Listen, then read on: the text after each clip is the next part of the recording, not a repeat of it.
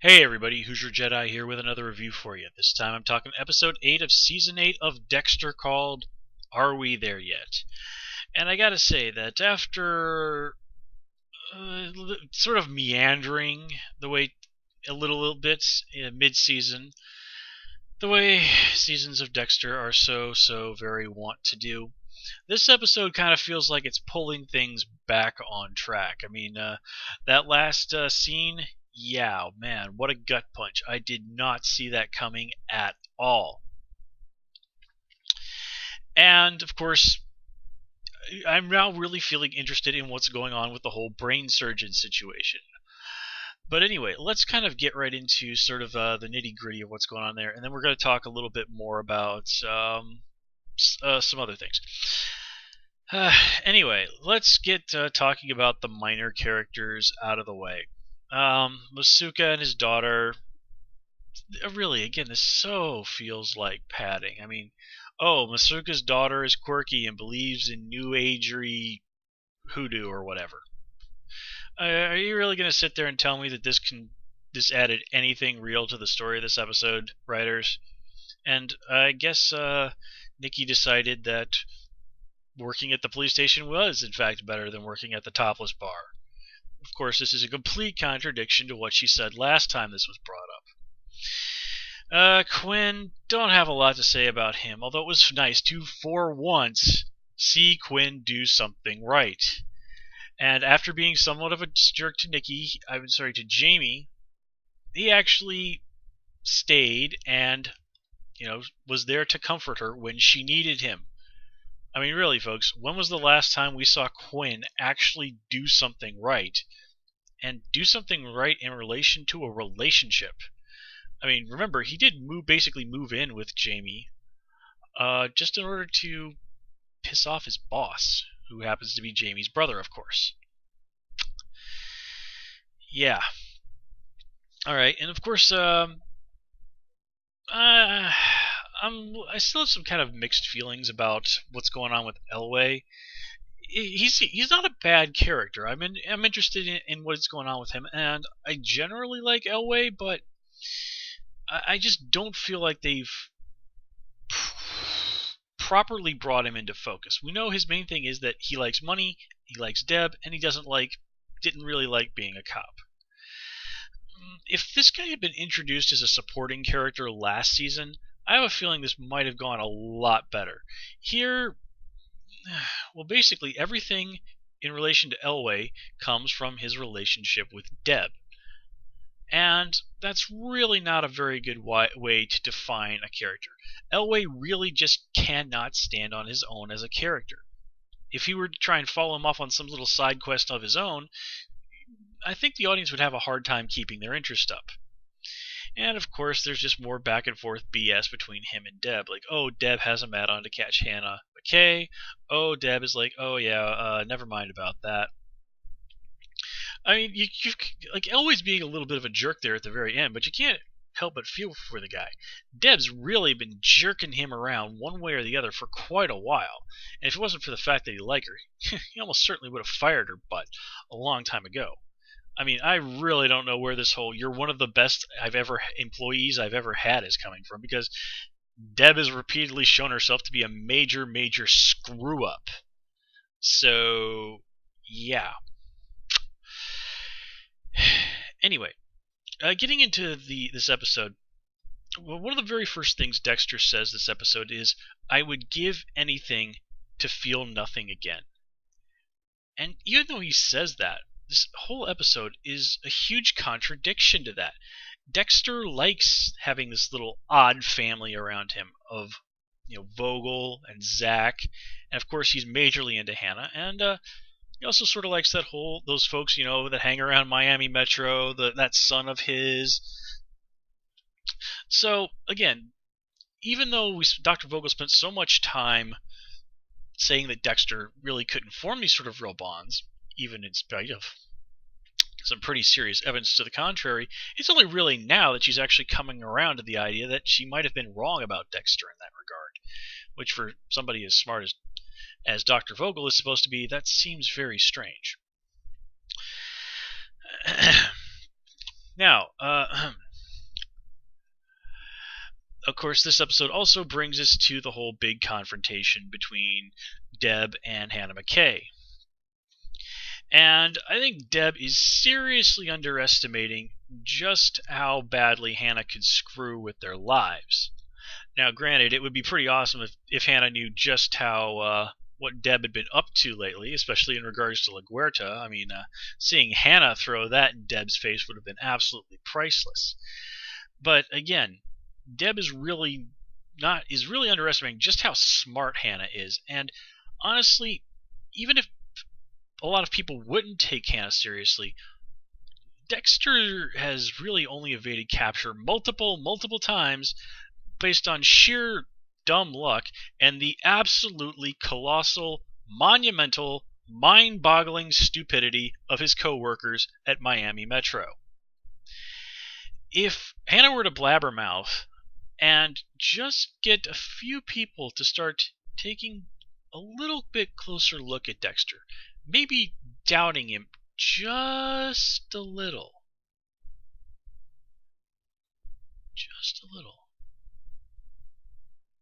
that would be all it would take for eventually Dexter's little house of cards to come tumbling down.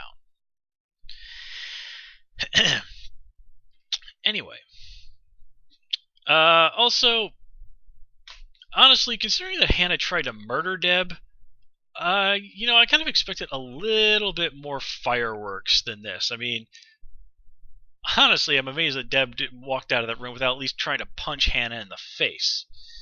And, yeah, I have a feeling that in that particular catfight, Deb is going to win hands down.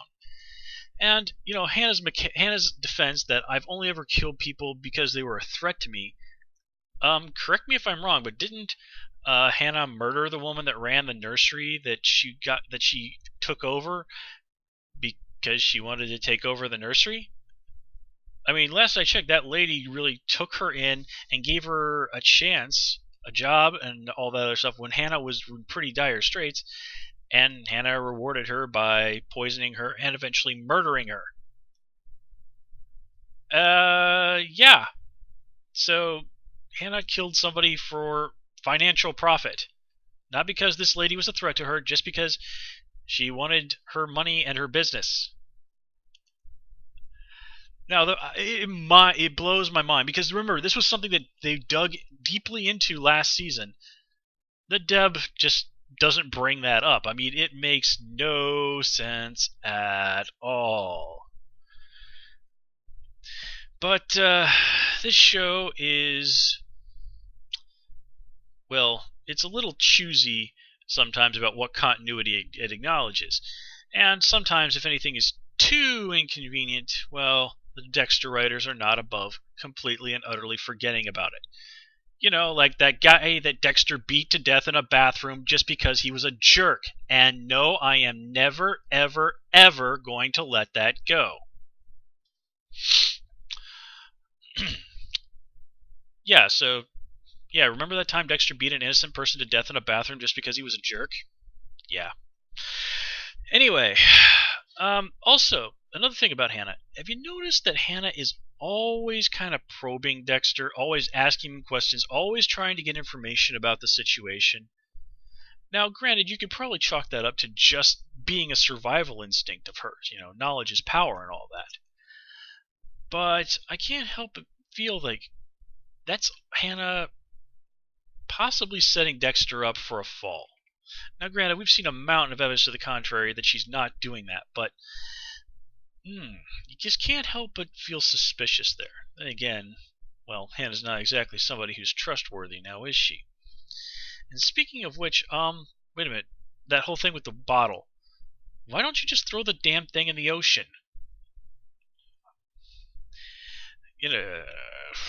Hey, speaking of the ocean, what in the world was with that whole exceptionally pointless conversation about bottom feeders and all this other stuff? Now, granted, it did lead to that rather nice line of, "You were always just Hannah," but come on, I mean, how obvious is it that was padding things out? And actually, if you stop and think about it, shrimp and other critters that live on the bottom of the ocean, Since Dexter puts the bodies of his victims in biodegradable bags, those are probably the sort of things that end up feeding on their corpses. So there's actually probably folks around Miami who have eaten things that have eaten Dexter's victims. Stuff like that is one of the reasons why I've never been terribly fond of seafood. It's like somebody said in regards to fish once. Why would you want to eat something that eats worms? Anyway, let's get to what's going on with Zach and his whole role in the bizarre little family that Dexter is forming around him and Dr. Vogel and all this other stuff. First of all, if Zach's blood was planted on Cassie's body, that totally shoots the idea that her murder was some sort of spontaneous thing out the window. I mean, it makes absolutely no sense that somebody would set up a situation where they could get a hold of Zach's blood and then just spontaneously murder Cassie. This is totally only makes sense if this is some kind of a setup. And if that's the case, and it almost certainly is, you have to wonder, well, what's going on? Well, look at what happens this episode. Two little members of Dr. Vogel's, the family around Dr. Vogel, her eldest son, shall we say, Dexter, and her newest son, Zach. Well, Dexter almost kills Zach. And look who ends up being the victim at the end of this episode. It's Zach. So if somebody is looking to get at Dr. Vogel, then turning her two quote unquote sons against each other, well, that would be a pretty nice way to do it.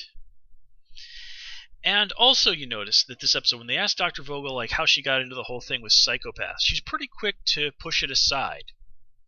But she then starts going on in great detail about how people like Zach and Hannah and Dexter are always interesting. Now think back, what was the last thing that Dr. Vogel kind of brushed aside hurriedly like that? Well, it was when she brought up her ex-husband.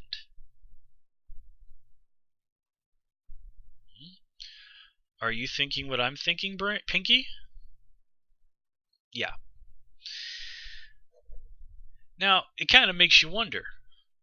Did at some point in her life Dr. Vogel pull a Harley Quinn, if you're familiar with Batman, and fall for some psycho dude who is out there now as the brain surgeon? Is the brain surgeon her ex-husband? Now, I brought this up last week, and I'm thinking that might be the direction they're going to go in.